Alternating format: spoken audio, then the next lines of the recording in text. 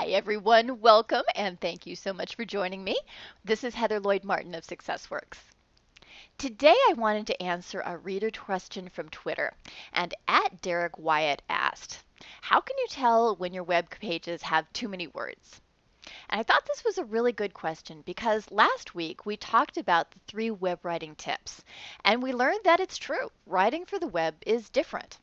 People are scanning and they are viewing your content from a variety of different devices, and even when possibly they're doing something else like watching TV and reading a blog post.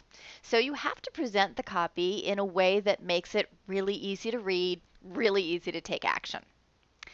Now, the challenge is that a lot of online writers know that people will get turned off by really long scrolling pages. And so they think, wow, I don't want to turn people off.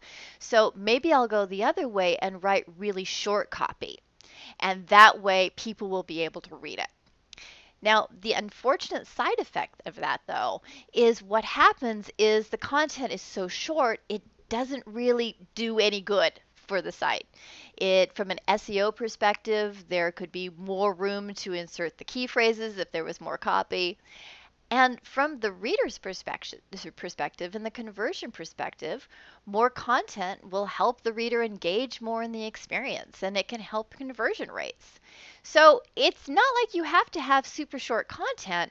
It's just that you have to be able to showcase your content in a way that's easy for your readers to take action and to read it. So here are some ways to tell if your web content might be a little bit too long for the page.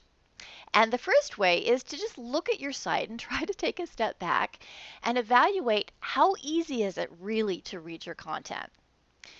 So this snippet, for example, is part of a web page that is 1,600 words. So it's a really long page. And for some folks, reading this particular font might also be challenging online. So those are things that you might want to look at with your own site. Is it really easy to read the pages, or are you just looking at it and backing out of the page as soon as possible?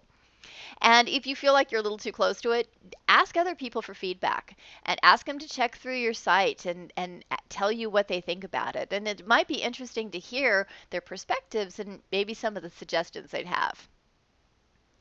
Of course, though, you always want to look at your analytics to find out what people are actually doing on your site.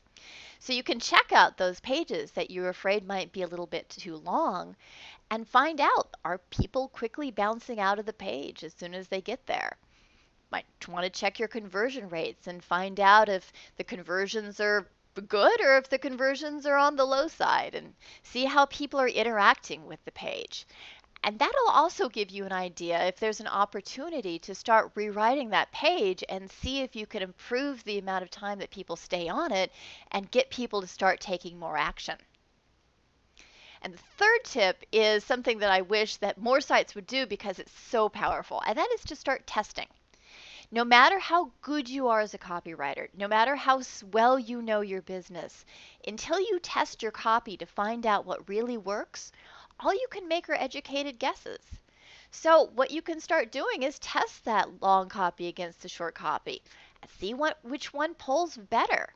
From there, you can start testing other things like headlines and get it dialed in to the point that you've got web pages that you know work.